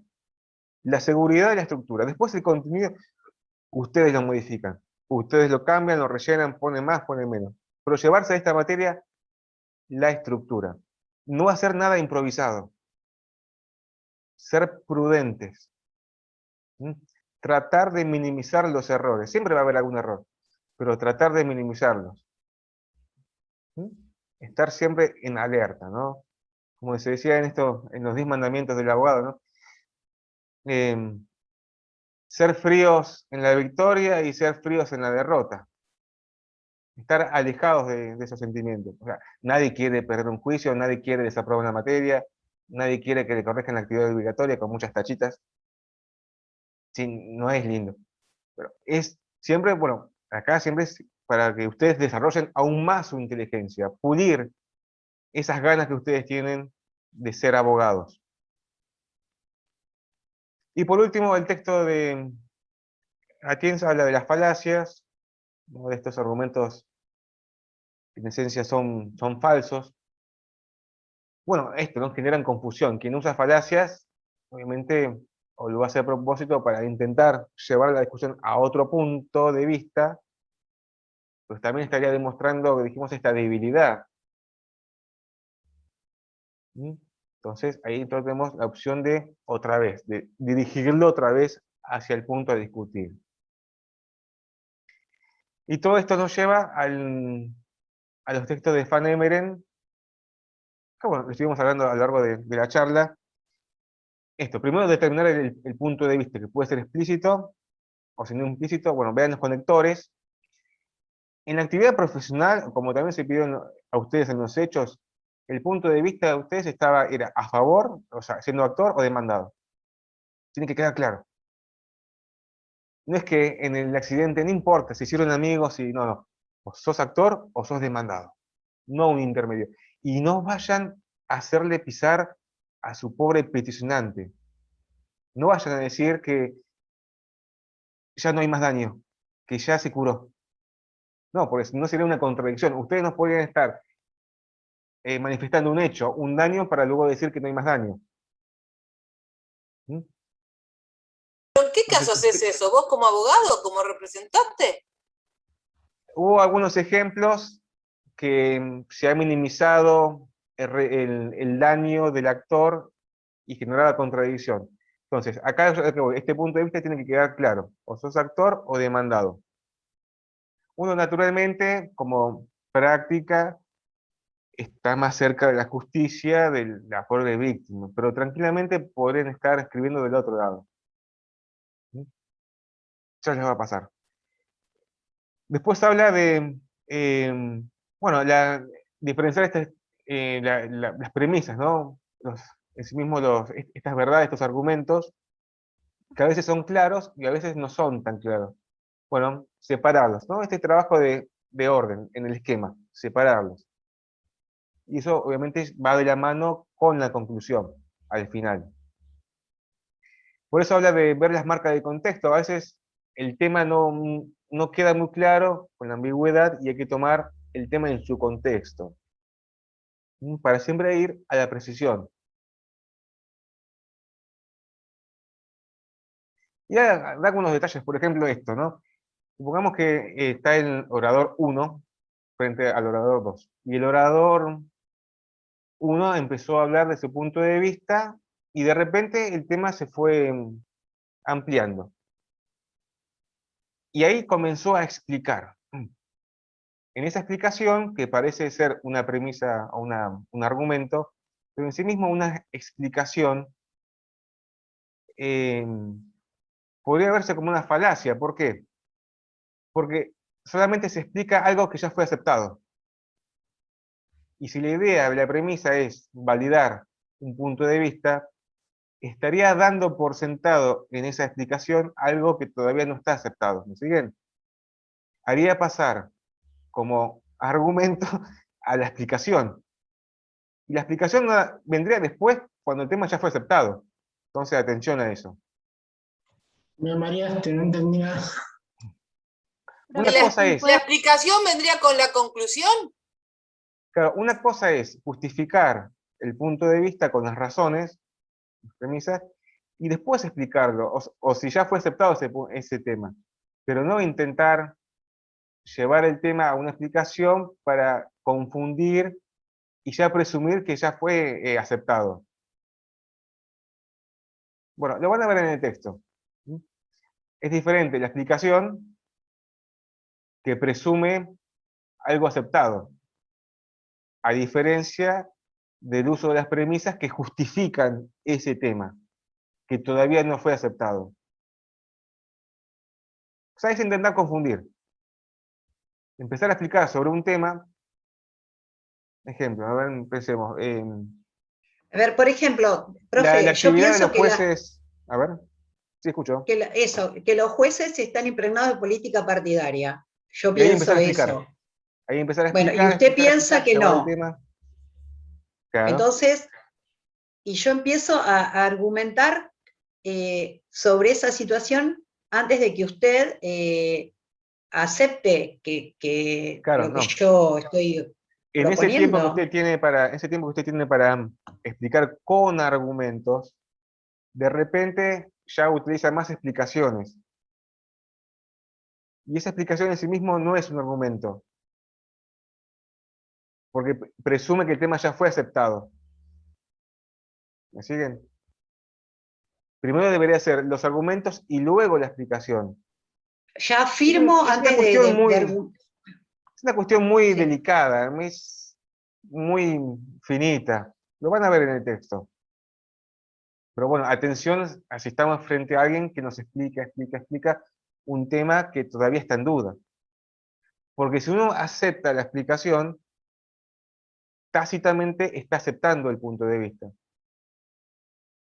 Ahí está el tema. Y todavía el punto de vista está en discusión, porque está en pleno debate argumentativo. ¿Vieron? Ahí está el punto, ahí es la cuestión. Y Cuando eso, fue bueno, la Hans Ebert, presentación de Comlit, él dio, no dio explicaciones, sí, dio explicaciones, pero además que son aceptadas científicamente y internacionalmente. por Y eso, la bueno, ahí en conclusión, ese, ¿qué pasa? Ahí era una exposición de retórica, no era en sí mismo un debate, porque si hubiese un debate, el oponente pediría explicaciones de por qué es así, o daría una refutación, etc. Bueno, pero esto mismo pasa en un juicio. Si el oponente explica el tema para intentar que sea aceptado, no significa que todavía ya fue aceptado. ¿pero ¿Ven eso la pasa en los diferencia? juicios orales o en los juicios cuando es meramente escrito? Bueno, puede ser juicio escrito o oral. Bueno, entonces, esto, ¿no? Esto de las premisas que son explícitas o implícitas. ¿Mm? A veces es muy difícil diferenciarlas. También se usa en marketing, ¿no? Da un ejemplo de un comercial de Madonna en su época más joven, que no, el comercial no, cuando ella habla no decía compren tal producto, sino que por el hecho de que ella lo usa, ahí estaba la idea, ¿no? Ahora, ¿cuál sería la premisa implícita? Que ahí viene el tema de investigación. Bueno, si Madonna lo usa, debe ser bueno. Si Madonna lo usa, es porque ella pertenece a un ámbito de jet set o de la farándula internacional y por ende es aceptable. Y así varias premisas implícitas. O sea, claramente se ven las propagandas. ¿Qué propaganda se acuerdan que les guste?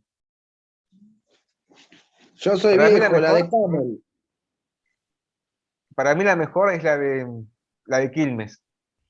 Que la señora de Quilmes, le hace juicio a Quilmes, era la señora del encuentro, era Elsa del sabor del encuentro, era el marido del encuentro. ¿Se acuerdan de esa? Que la señora Elsa del encuentro le hacía juicio a Quilmes por usar la frase el sabor del encuentro. El nombre era El Sabor. A mí me gustaba La llama que llama. También, bueno, detrás de todo eso, la premisa implícita, Era lo más, ¿no? ¿sí? La premisa implícita. Bueno, y después a esto, que es importante, que genera un poquito de confusión, que dice que hay argumentos únicos, donde claramente se ve la idea y la conclusión, o argumentos complejos. Y dentro de esos complejos hace una división. Como saben, toda división es subjetiva, a los fines de enseñar o dar luz sobre el tema. Y habla que hay una argumentación múltiple, coordinada y subordinada, ¿sí?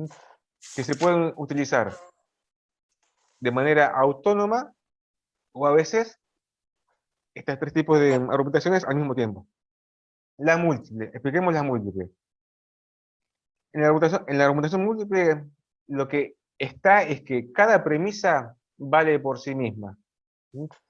Puede haber dos premisas, tres premisas, y cada premisa tiene tanta fuerza que subsiste sin que esté la otra. Se puede dar una conclusión con una premisa, con dos premisas, o sacando la segunda que quede la primera. Cada premisa tiene fuerza por sí misma. Es múltiple. Esto está bueno en un juicio cuando uno tiene mucha prueba y, bueno, elige esta prueba y sabe que, bueno, no importa, esta prueba no la uso porque ya queda manifiesto que esto es así, ¿no? Tiene tantas verdades, entonces es múltiple. Y acá el libro da un ejemplo. Yo lo cambié para que sea, porque da un ejemplo en otro país. El ejemplo que dice es, posiblemente no hayas encontrado a mi madre en Walmart de Berisso. Berisso es una ciudad acá, cerca de La Plata. ¿Sí? Esa es la conclusión. Posiblemente no hayas encontrado a mi madre en Walmart de Berisso. ¿Por qué? Premisa 1. Porque mi madre murió hace 2 años. Y premisa 2. Porque no hay un Walmart en Berisso. ¿Vieron? Cada premisa vale por sí misma. Sí. ¿Sí? Muy diferenciada, está muy fuerte. Eso sería como el caso glorioso cuando tiene la prueba y esto. Como dijimos la vez pasada, la abogacía es una actividad de medios, no de resultados. No vayan a ofrecer resultados, porque es ilegal. Si bien parece que está todo a nuestro favor, no se confíen. Siempre hay un alia, el aleatorio, ¿no? Que decide un juez, un tercero. No En vayan, se medicina van a es meter igual, uno no puede prometer resultados, solamente igual. los cirujanos plásticos. Bien.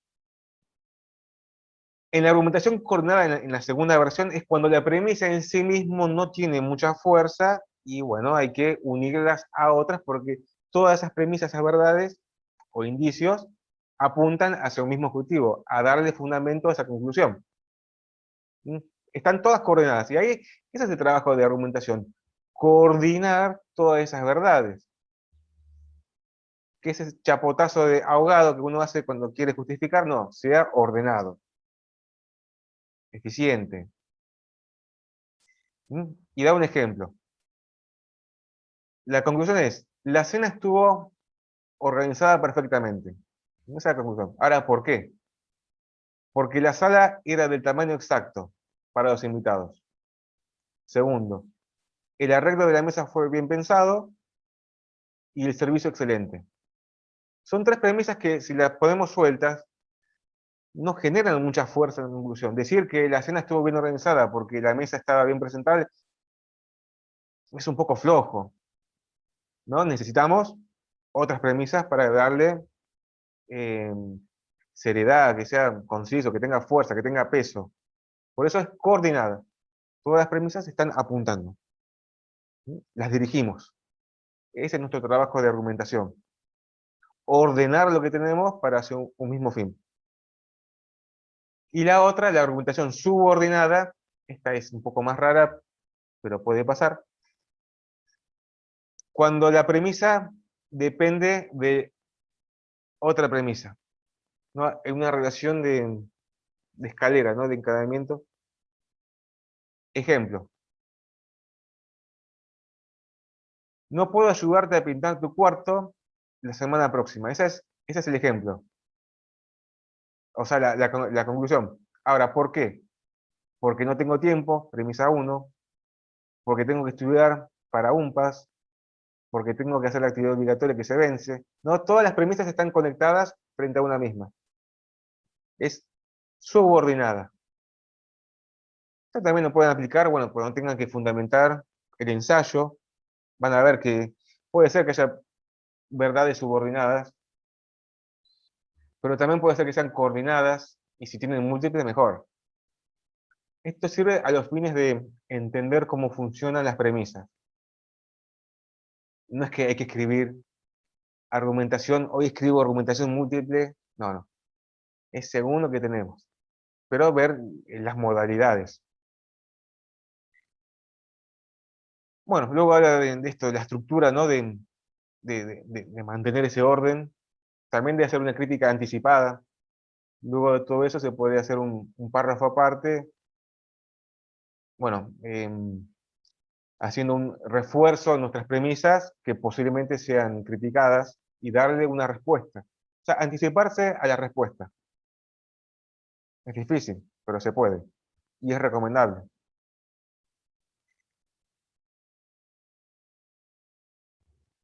Bueno, entonces, y luego el libro de Weston, en, en esencia también está bueno que lo lean todo, pero ahora solamente hay que leer un capítulo. Establece las bases de la escritura de un ensayo. Al principio es una comparación de un ensayo en el secundario y un ensayo en la universidad. En el secundario, por lo general, hablaba de que solamente se exponen la conclusión y el objeto, pero sin explicar el por qué. Solamente hacer una explicación del tema, pero sin explicar con argumentos. Bueno, en la universidad nos estaría buscando un desarrollo argumentativo, ¿no? De estas razones, ese encadenamiento de razones. Y habla de que da una serie de reglas, da 7 sugerencias para escribir el ensayo, o un texto argumentativo, ¿no? El primero es diferenciar las premisas de la conclusión, ¿no? Esas verdades, porque la conclusión es lo último, lo que cierra, lo que justifica.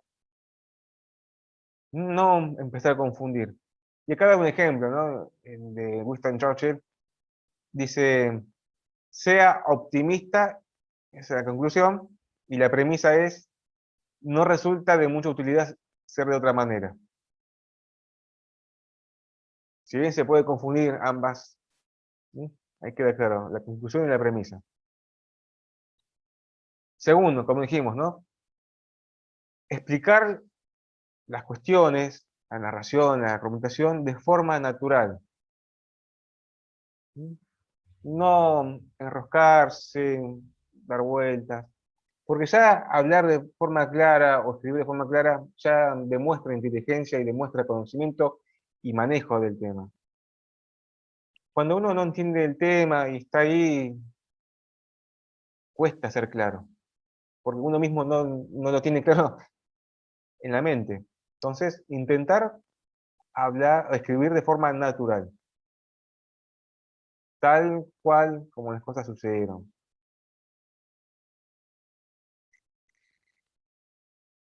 Tercer consejo habla de utilizar premisas o verdades fiables, ¿no? Elegir las premisas antes de escribir y no investigar. Ahí ya es un tema de investigación. ¿Sí?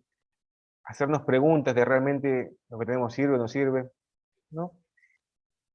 Bueno, utilizar premisas fiables. Por ende, si utilizamos, es como la cocina, si utilizamos buenos materiales, elementos de calidad, el resultado va a ser bueno. Si utilizamos materiales de calidad inferior, no esperemos magia. Entonces, atención a las premisas que utilizamos. Porque nuestro campo de acción, de argumentación, si bien podemos modificar hacia dónde va el objetivo, no podemos empezar a mentir. No. Bueno, me avisa que queda un minuto. Sí, Luego, te iba a sea preguntar. concreto y conciso, evitar el lenguaje emotivo, ya sabemos lo que pasa con las emociones, entraremos en el campo de las falacias. Términos consistentes, o sea, precisos, y esto, y lo último, usar un significado para cada término, ¿no? Eso es muy importante, porque da lugar a dudas y a ambigüedades, ¿sí? Y ahí, bueno, ahí se puede trabar toda una discusión dialéctica, o el mismo escrito que uno hace. Tal vez uno habla de un tal tema y cree que se refiere a eso, y tal vez no era. Entonces, como siempre dijimos, ser precisos en lo que uno está hablando. Y en el derecho la precisión es muy importante. Los términos jurídicos tienen un valor, un peso, una naturaleza. Les decía, ¿no? Esto de evitar las ambigüedades, muy importante, ¿no? Tratar de minimizar esos errores. Obviamente esto lleva tiempo de investigación. Si uno quiere hacer un ensayo académico, bueno, lleva no una semana de investigación, mucho más, tal vez meses, años. En el trabajo que se va a hacer al final del curso, bueno, se dará un plazo de investigación y se tomará en cuenta eh, estas cuestiones, pero no se hará un examen exacto de cada bibliografía, cada fundamento. Lo importante es que se lleven acá la estructura, que su seguridad esté en el conocimiento técnico de lo que van a hablar y también en la forma. En la forma. ¿Sí? Entonces ahí ya van con dos seguridades. Y también, bueno, en este de embarcarse en la lucha dialéctica, no es un combate, como si entramos en la guerra, una guerra lingüística, pero no estamos jugando. Ya desde que uno entró, no hay vuelta para atrás. Y hay que prepararse. Porque si uno ataca, también tiene que prepararse que la otra parte puede utilizar ese mismo ataque contra nosotros. Y si uno va muy confiado con esa premisa que cree que es la segura, también prepararse que uno se olvidó de pensar otro razonamiento y nos pueden atacar desde esa forma, con las mismas armas argumentativas. Entonces, estar atento o pensar posibles soluciones. O sea, ir al detalle. Y si después les queda tiempo, ahí sí descansan. ¿Sí? O sea, ahí vuelven a la vida. Muchos me han preguntado, bueno, de dónde leer estas cosas, ¿no? De ver videos. Y bueno, no es que hay un video o un texto donde se ve claramente, pero elijan el que a ustedes les guste, porque hay tantos debates, no sé, dentro del derecho, las mismas discusiones doctrinarias, hay videos, puede ser, hay muchos videos de discusiones dogmáticas entre fe y razón, aborto, bueno, cualquier tema, pero ver eso, la estructura de la argumentación. Ya cuando ven que hay insultos, el tema desvaría, ¿no? Claro, se confunde, ya ahí se diluye, pero ahí serviría para ver falacias. También, bueno, se ve claramente en las sentencias, eso es un parámetro muy importante. Pueden ver por lo menos los conectores, si bien el tema, no sé, o sea, si quieren, a veces la sentencia es difícil de leer, porque presume un conocimiento de la ley, de otros fallos, de la naturaleza jurídica, el código procesal, pero pueden tomar nota de cómo conectan los argumentos. Eso sí es muy interesante. Y eso mismo lo pueden incorporar cuando ustedes escriben. Y de a poquito uno se va empapando de la escritura jurídica. Y eso se nota. En un examen, en una escritura se ve. Un hablar cotidiano de una escritura jurídica. ¿Mm? Bueno, muy bien. Nada más. Hemos visto un montón. Damos gracias a los compañeros de la C3. Estamos los docentes abiertos a las consultas, luego quieren hacer. Y bueno, sigan leyendo ahora la clase 7, el libro de Weston y Emerem. La semana que viene seguiremos viendo estrategias argumentativas. Como siempre digo, es un tema para disfrutar. Si bien cansa, no digo que esto es sencillo y todo tema se puede complicar.